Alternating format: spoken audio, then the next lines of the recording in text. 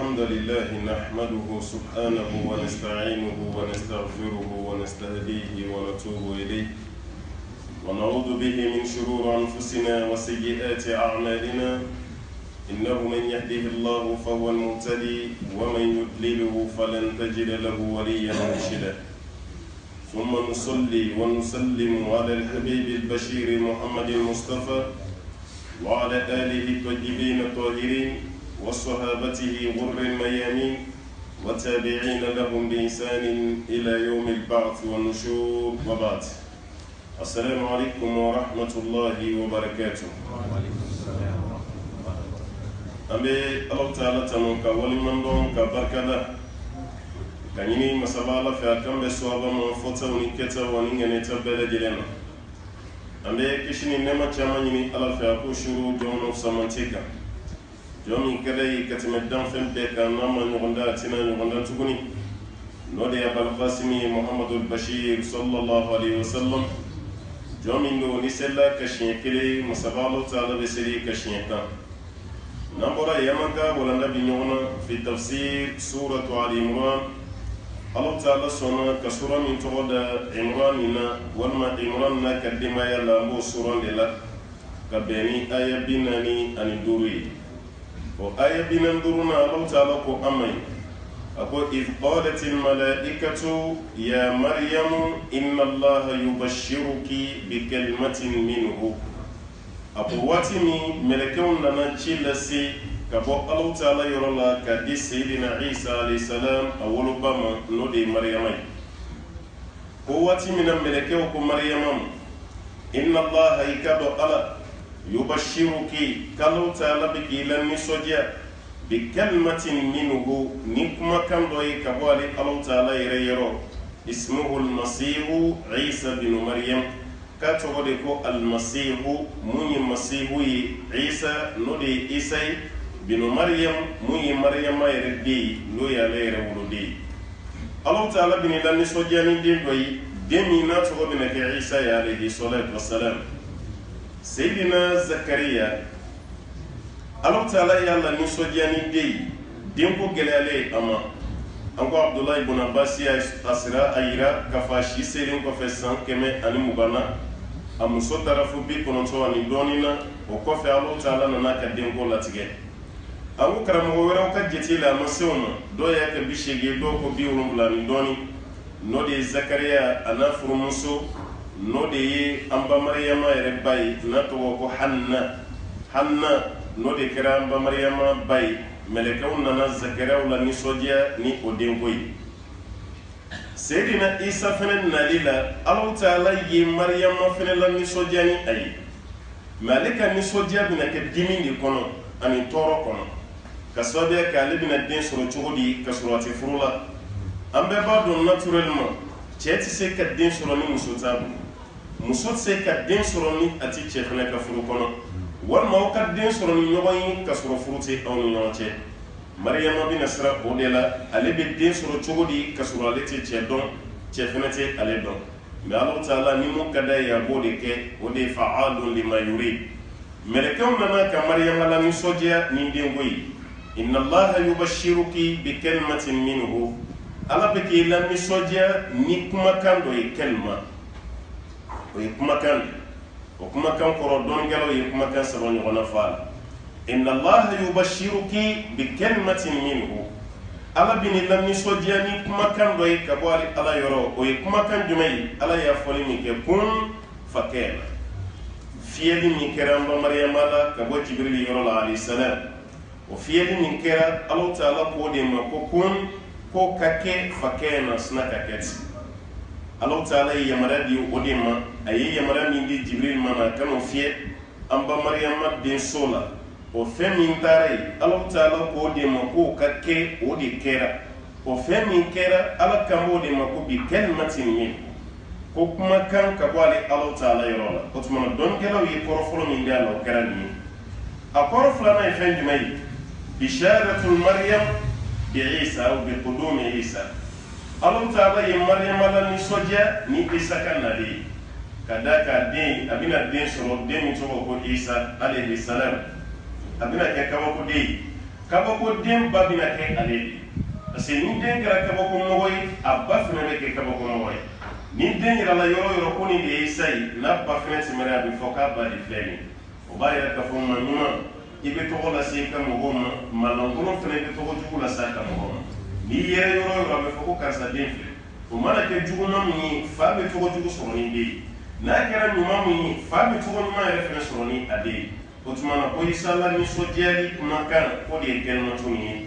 a sabanan ye fɛn jumɛn ye o bɛ se ka kɛ Isa yɛrɛ tɔgɔ ye i n'a fɔ Alahu Taala y'o fɔ ɲɛfɛ cogo min na bi kalimatin minhu ay bi Isa Alahu Taala bɛna ni kumakan min ye ka bɔ a yɔrɔ la k'o d'i ma k'o bɛ kɛ Isa ye o de ye bi kalimatin minhu ka bɔ ni kumakan ye ka bɔ ale Alahu Taala yɛrɛ yɔrɔ la o tuma na o kɛnɛma dɔnnikɛlaw ye kɔrɔ belebele saba min di a la o de ye nin kɔrɔ belebeleba saba ye minnu minnu fana filɛ nin minhum ay ka'in min Allah parce que min arabukan na kɔrɔ caman b'a la dɛ a masdari bɛ yen a harfu jari bɛ yen a kaynuna bɛ yen nin de ye a kaynuna ye a tabi'idi bɛ yen ka bɔ a dɔ la minhu a bɛ se ka kɛ ka bɔ a la a bɛ fɔ o ma tabi'id a kaynuna a kɛra ka bɔ Alahu Taala yɔrɔ nin kɔrɔ min filɛ nin de ye kaynuna ye bi kalimatin minhu a kɛra ka bɔ Ala yɔrɔ la o de kama kuranɛ tafsiri a ma nɔgɔn dɛ chrétien dɔ kun bɛna silamɛ dɔ la jɔniyɔrɔ la ni Alahu Taala ka faamuya tɛ a kun bɛna se a la ka da kan Alahu Taala y'a fɔli min kɛ bi kalimatin minhu kumakan dɔ don ka bɔ ale Alahu Taala yɔrɔ wɛrɛ la ruhun minhu nin dɔ don ka bɔ Ala yɔrɔ la chrétien kɛ ko silamɛ ma aw ko Isa tɛ Ala den ye Ala yɛrɛ ko kuranɛ kɔnɔna la ko ruhun minhu ko nin don ka bɔ Ala la minhu ay min Allah a dilanna ka bɔ Ala yɛrɛ de la ni ko bi kalimatin minhu kumakan dɔ don ka bɔ Ala la an bɛɛ dun bɛnnen don a ka fɛn fɛn bɔra Ala la o ye Ala dɔ de hali Ala ka kumakan yɛrɛ ye Ala dɔ ye o de kama kuranɛ yɛrɛ kɛra Ala dɔ ye o tuma na Isa ye Ala den ye ka da kan Ala yɛrɛ ko Isa bɔra ale la silamɛkɛ ko a ma cogo o cogo k'a fɔ minhum nin mun filɛ nin kɔrɔ tɛ k'a bɔra Ala la dɛ nin kɔrɔ de k'a kɛra ka bɔ Ala yɔrɔ la n'o kɛra minhu bɛ kɛ min kaynuna ye a dilanna ka bɔ Ala yɔrɔ de la a n'a bɔra Ala yɛrɛ la o tɛ kelen ye o tuma na chrétienkɛ ma sɔn cogo si la kuranɛ a bɛ silamɛkɛ bolo a bɛ kuranɛ dɔn o de kama an yɛrɛ k'an ka kuranɛ dɔn n'o tɛ chrétienw bɛ kuranɛ dɔn ka tɛmɛ an caman kan i bɛ taa sɔrɔ ka ɲɛmɔgɔ caman bɛ yen o bɛ kuranɛ kalan Ala k'o dɔw ni sɔrɔba bɛ o yɛrɛ bɛ tuubi ka sɔrɔ k'o ka kuranɛ ko ye ale bɛ kuranɛ de dɔn a n'a ka silamɛya a ko n'an ye nin min kɛ k'a bɔra Ala la komi e y'o fɔ cogo min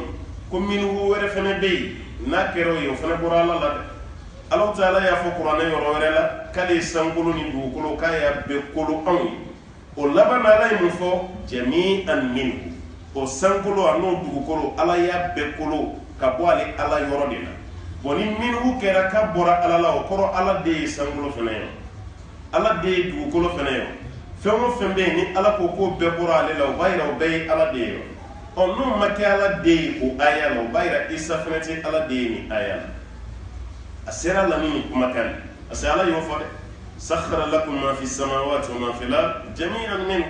fɛn o fɛn bɛ san kɔnɔ ani dugu kɔnɔ ale Ala y'a bɛɛ kolo aw ye k'a bɛɛ bɔra ale Ala de yɔrɔ o kɔrɔ a bɛɛ kɛra ka bɔ Ala yɔrɔ la mɛ a bɛɛ ma dilan ka bɔ Ala la nin kumakan nin fana kɛra ka bɔ Ala yɔrɔ la mɛ a ma dilan ka bɔ Ala la o y'a dɔn ni nin ye walima a ye dabilu ta ni filanan de ye ka fɔlɔ kɛ ka se a sɔsɔbaga la mun tun bɛ fɛ ka dabilu jɔ a kan Ala ye nin de fɔ maanaam mɛlɛkɛ ye a ka t'o fɔ Mariyama ye inna Allaha yubashiruki bi kalimatin minhu Ala bɛ k'i lanisɔndiya ni kuma dɔ ye ka bɔ ale Ala yɛrɛ yɔrɔ la ismuhu al-masihu Isa o kumakan tɔgɔ de ko al-masihu masihu fana kɔrɔ dɔnnikɛlaw ye kɔrɔ caman fɔ a la masihu kɔrɔ bɛ se ka kɛ ko Isa sen dilancogo ni an tɔw sen dilancogo tɛ kelen ye an b'a fɔ ma ko ahmasu n'a bɛ sen na n'i sen da dugu ma cogo o cogo dogodogonin dɔ bɛ to o yɔrɔ bɛɛ tɛ da dugu ma o yɔrɔnin min bɛ to n'o tɛ da dugu ma o kun tɛ Isa la Isa mana sen da dɔrɔn a bɛɛ bɛ da dugu ma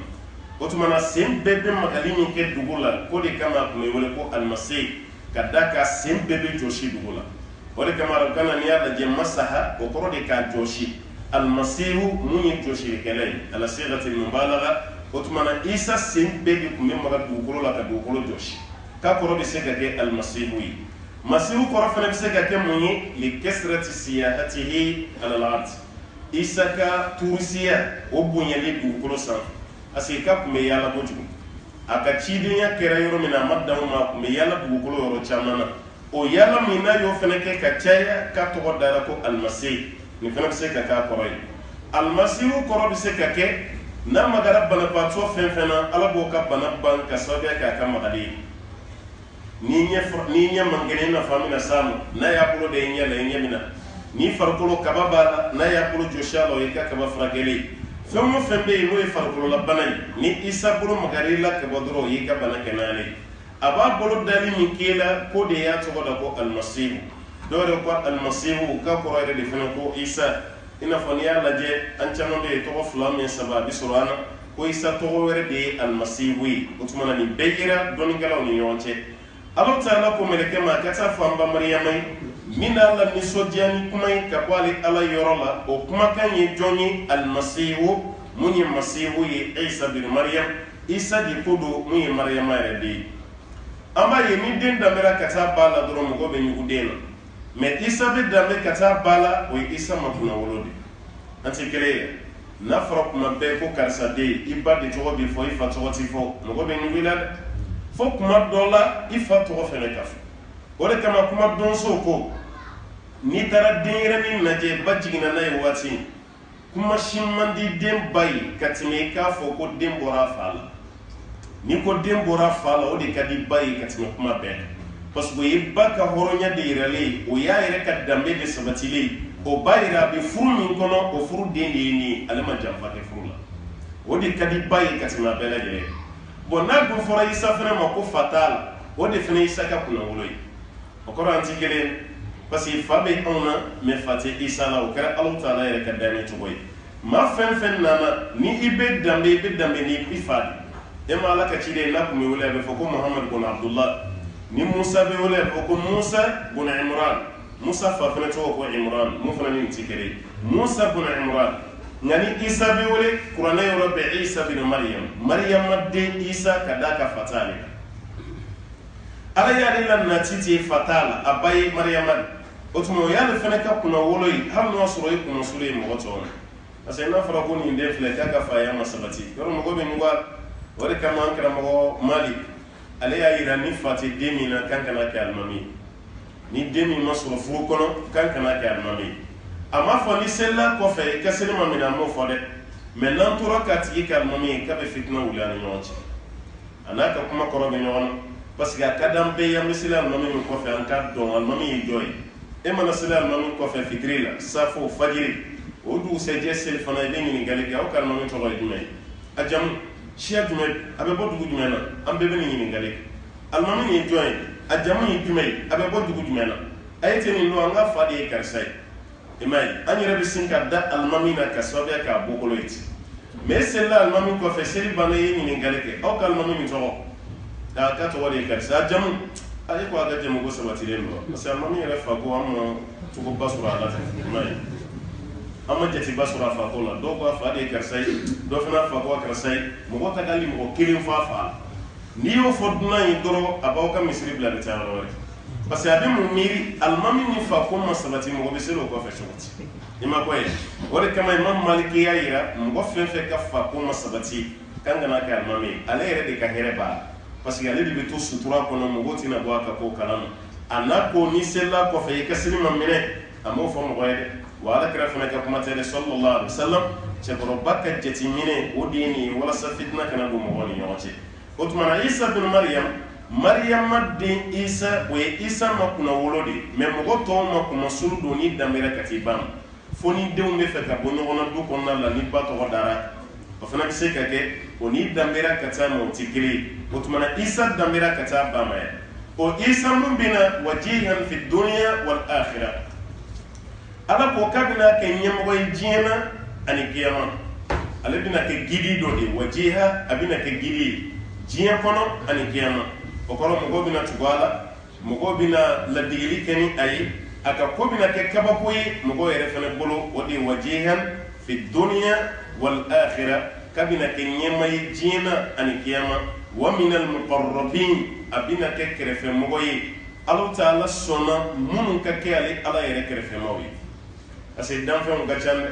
kiraw fene kacha nabi nyuma mo gacha mais kira na caya ni nabi ɲuman na caya n y'a f'i ye n ko 25 dama de tɔgɔ bɛ kuranɛ na nabi ɲuman ye 100 ni kɔdiya ye dɔɔnikɛlaw ka ɲɔgɔn sɔsɔ b'a jate la kira ta fɔ ɲɔgɔn sabatilen don o ye 313 ye nka o nabi ɲuman 100 ni kɔ kira 313 ni Allahu Ta'ala ye 25 de tɔgɔ fɔ kuranɛ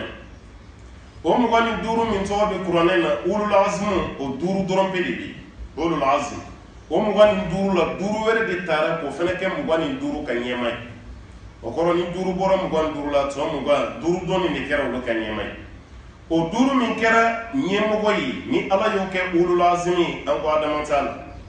o fɔlɔ ye Seydina Nuha de a filanan ye Ibrahima ye a sabanan ye Musa ye a naaninan ye Isa de a duurunan o ye Alakira ye sallallahu alaihi wasallam o 5 min fana filɛ o fana bɛɛ ka ɲɛmɔgɔya dira Alakira de ma sallallahu alaihi wasallam hali sini kiyama kɛnɛ kan ni 4 si se ka surunadonni Alakira kelen pe de bɛ surunadonni kɛ alayhi salatu wasalam o de kama a tɔgɔ dara ko sahibu shafa'atil kubra surunadon belebeleba tigi o taara ka di Alakira ma alayhi salatu wasalam o tuma na Ala ko a ye Isa fana kɛ ɲɛmɔgɔ ye nabi ɲumanw cɛla cidenw fana cɛla diɲɛ na ani kiyama wa minal muqarrabin ka tila k'a kɛ gɛrɛ ɲɔgɔn ye ale Allahu Ta'ala yɛrɛ la bɛɛ tɛ gɛrɛ Ala la minnu bɛ gɛrɛ Ala la olu fana dama dɔɔnin i n'a fɔ ulul azmi olu fana ni ɲɔgɔn cɛ dɔ de bɛ taa kuma Ala fɛ i n'a fɔ Alakira sallallahu alaihi wasallam kiyama kɛnɛ kan nka muhim 5 min fɔra Isa ye o dɔ ye Ala ko de fɔ an ɲɛna yan wa minal muqarrabin ale Ala masurunyama dɔ ko ye Isa ye alayhi salam.